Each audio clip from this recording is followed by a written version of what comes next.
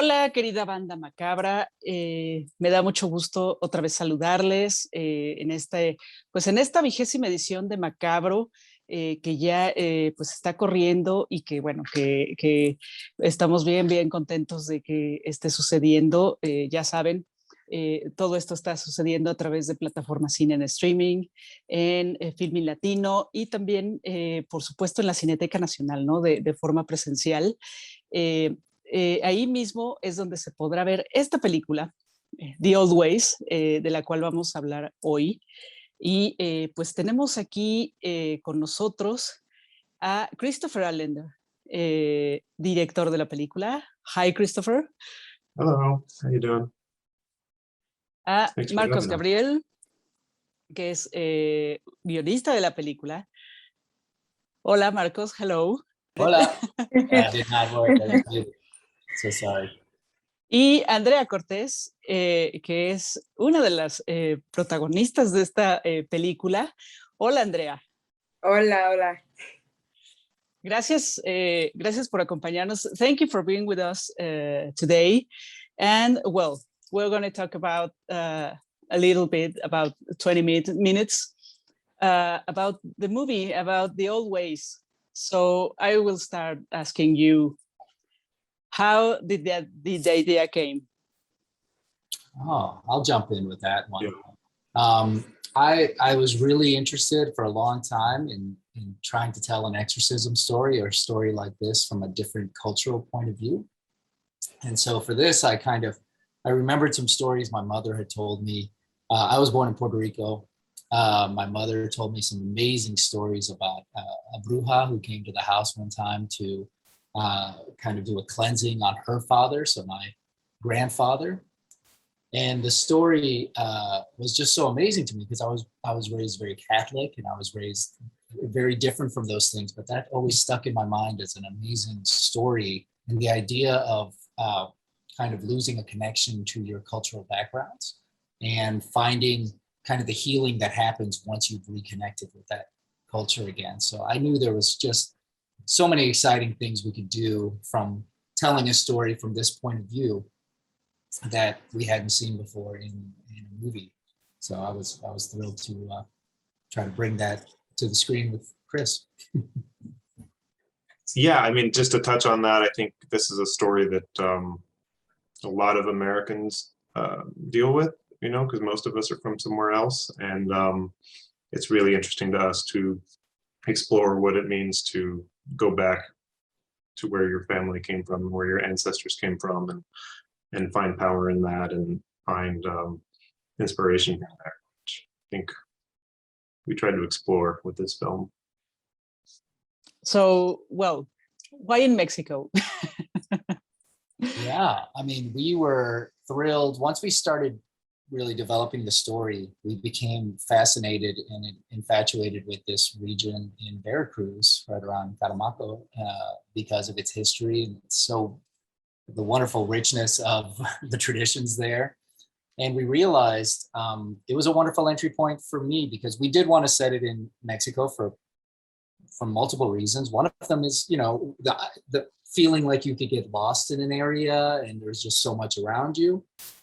But then also, once we started looking at that region, realizing that Veracruz has these influences from Afro-Caribbean influences that came in over here, and then also Mayan and Aztec influences around there.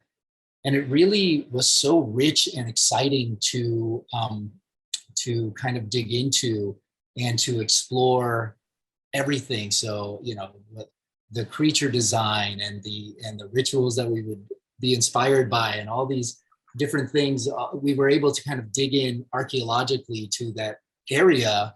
And it was so rich and so wonderful to explore that we couldn't stop digging around. And it was really the only place, when we sat down and said, where could this story take place? That was the only place where we really felt it should be set. Yeah, then we found the capital of Brujeria in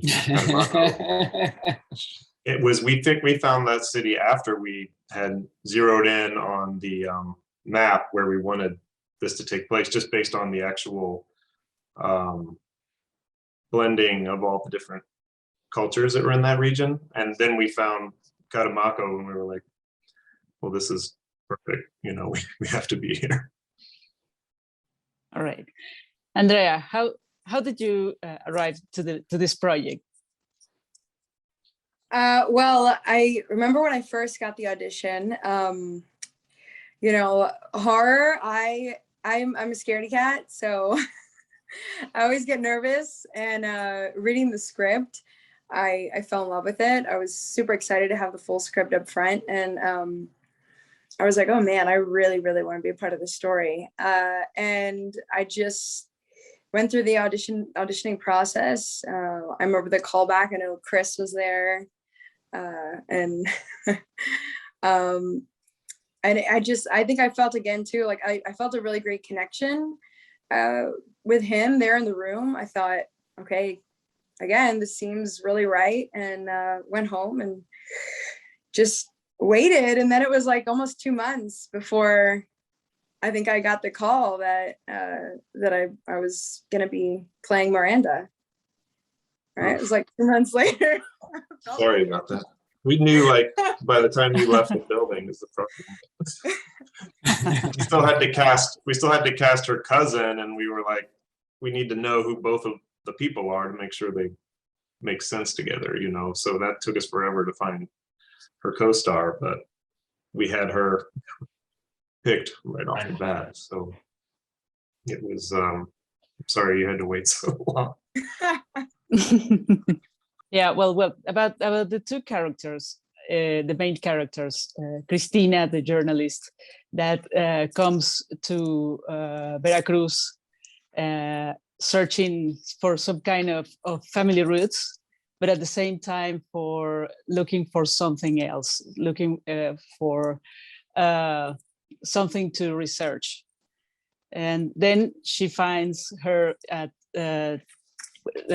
kidnapped, some kind of kidnapped by these people, but these strange people. And then Miranda appeared, and we are seeing that she's with them. So let us know about more about the two characters, this relationship.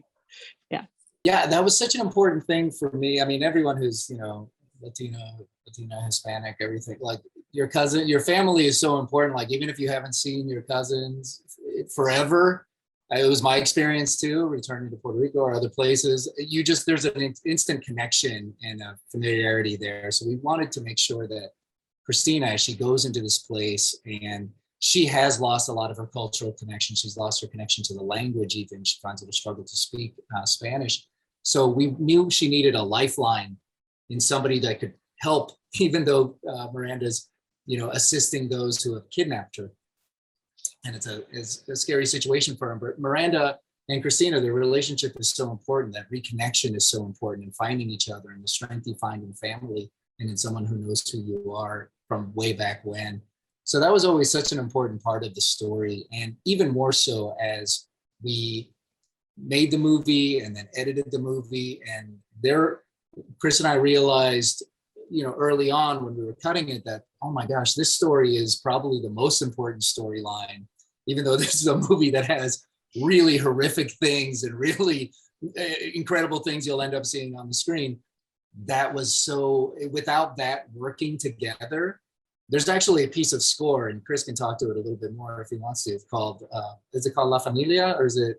Yeah, Familia. Familia. And that piece of music was one of the earliest pieces of music the composer wrote, because even our composer, Ben Lovett, knew it was so important. And you'll hear that threaded throughout the entire movie, which is so beautiful, you know, for a horror movie, in a movie that's meant to shock and scare you. The fact that this gentle thread is really what takes you throughout the whole movie is so exciting, so different for us. Yeah. And I'd like to think, I mean, Andrea can talk more about her character, but her character, I think, really represents like the best kind of family, which loves you no matter what, and will give you tough love. I don't know if that translates, but is willing to be, I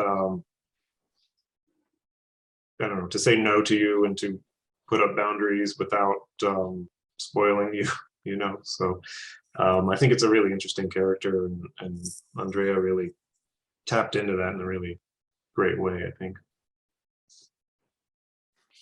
Thank you. You can talk about yourself now. Yeah.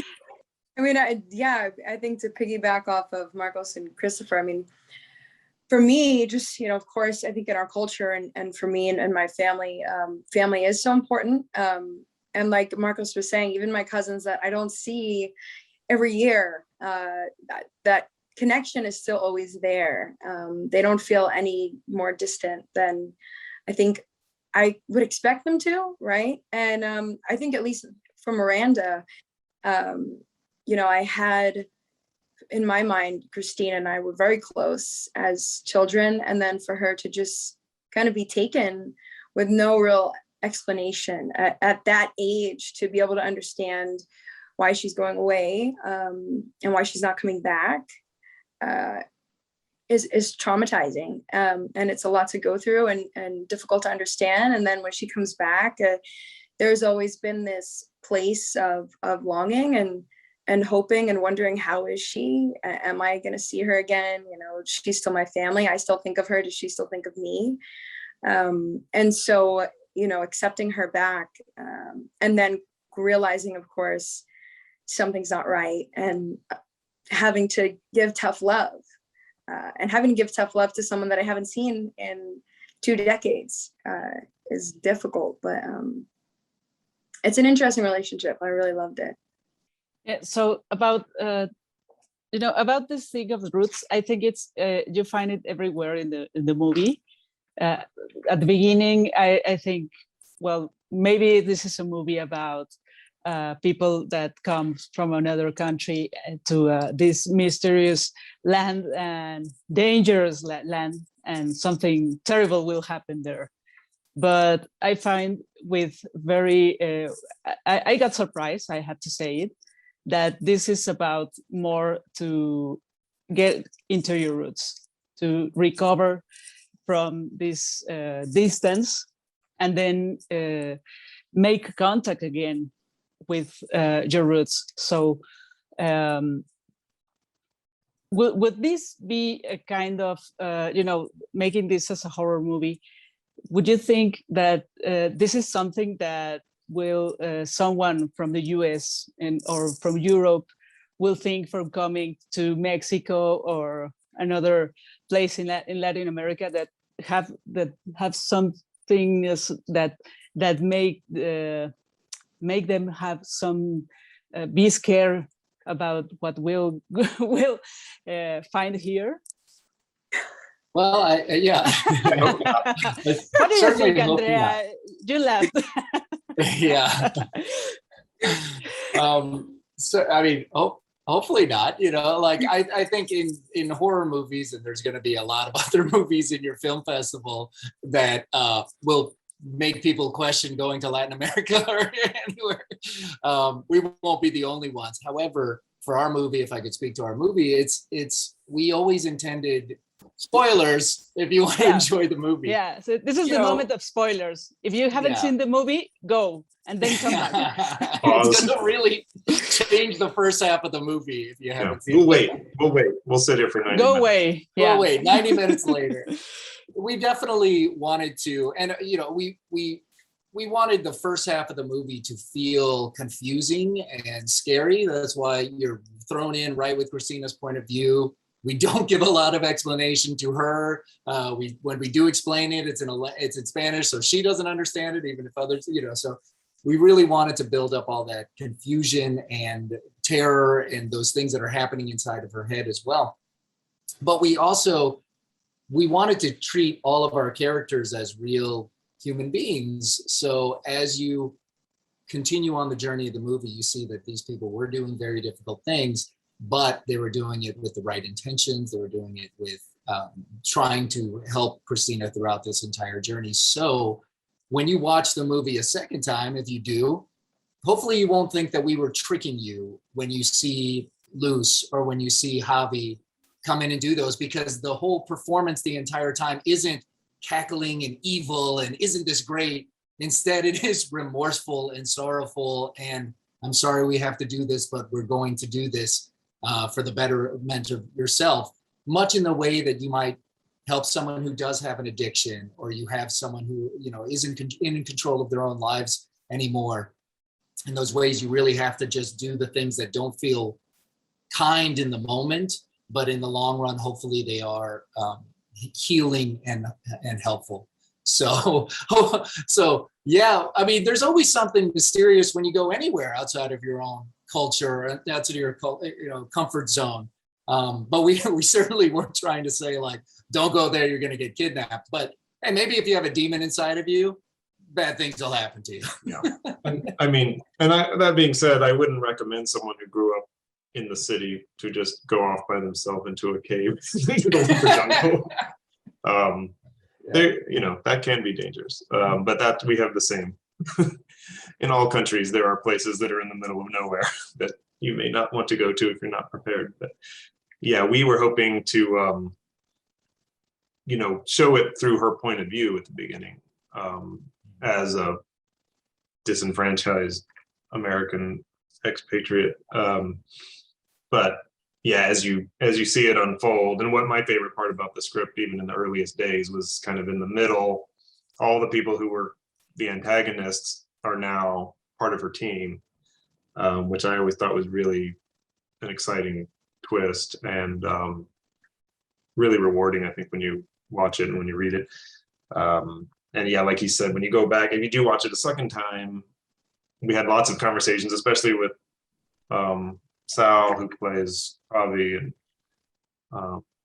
Julio, who plays Luz, about how to perform in that first half so that it wasn't a lie, so that we were filming it very intentionally from the point of view of Christina, so that it did feel scary, and because she can't speak the language and she doesn't know what they're whispering and she doesn't know what they're saying behind closed doors, and it's dark and she's confused. So we tried to play it from that angle, but hopefully the audience is just going along with that ride, and then they come to realize, when she does as well, that things aren't what they seem.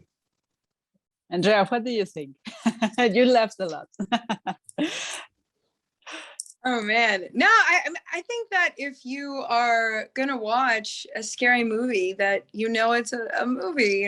I mean, it can be hard sometimes to separate reality from fiction, but I think that again, what I fell in love with was the fact that it was more than just about the horror and the fear, right? There's a real story going on that talks about family and all different issues that we go through as individuals, and without, I don't want to spoil stuff. So, but there's so much more going on. And I think it's beautiful, and I think it shows, I think it's something that anyone can connect with, just the people on a human level. And I think that we don't get that too often as Latinos, to be the leads and have people connect with us, at least, especially here stateside. In the US, we're not as front as forward. So, I think it's a great way for people to see us and have fun and have their scares that they love to get at the same time.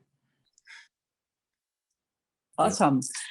Well, I wanted to ask you also about the possession thing, and this kind of, this is a movie that has an exorcism, but I find this very interesting. There is no priest. Yeah, but there's no priest, neither of two exorcists.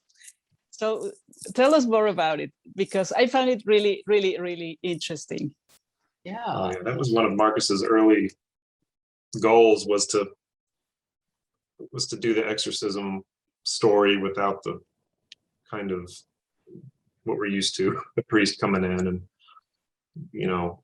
telling us he was sent here from the Vatican to handle this, and it's all kind of swapped around and using different. There is Catholicism in there, but one of the fun things about brujeria that we discovered was that it was all very personal and kind of born from the experiences of the person who is practicing it. So it was always kind of a, you know, choosing different religions and different cultures that they just happened to witness. So we didn't have, that kind of the Bible and the power of Christ compels you and those things that we're used to. Although some of the kind of rhythms are similar, but we tried to mix it up as much as we could. Stole all of Marcus' lines. So. No, it's Marcus? all good. Yeah, no, Okay. that's exactly right. Like growing up with the Catholic upbringing, I was very familiar with all of the. I mean, that's why, like, for me, exorcism movies have always been some of the scariest movies, and for my family too. Like, my sisters will not watch exorcism movies. My mother won't. So to me, that was like always the scariest type of movie you could make was an exorcism movie, because it was so rooted in everything that I was so familiar with and everything. So in doing this movie, there's been so many wonderful and scary movies just like that follow the same steps. So like we were talking about before, just taking every opportunity to do things a little bit differently and to say, okay, well, if we remove this, can we do it like this? And also the point of view of the story is what's unique in this one, where ordinarily it's a family and their daughter or, you know, someone else is possessed and we're at an arm's distance from them, watching it happen to them and trying to figure out. Whereas in this movie, we're with the person who's possessed the whole time. We're in their room with them while they're trying to figure out what's happening. Is this real? What's happening to us? So those are all our opportunities to do things a little bit different and to challenge ourselves to try something else. And when you change it to that point of view, you know, from the girl in, you know, The Exorcist, from her point of view, that priest who comes in is horrifying. You know, we don't see it from her point of view, but, you know, he comes in and your head starts spinning and you start throwing up green stuff, split pea soup. And so it's fun to swap it around like that, where from her point of view, oh, you know, there's this bruja who she's scary because she's hurting her, you know, and she's exorcising the demon and putting her through things that she doesn't want to do. So yeah, it's just fun to shift the perspective like that, I think. Yeah, and as for the demon, I love the design of the demon. Even I want to about the design of the demon. Did you have any reference or influence to do that? Yeah, this is a true story. We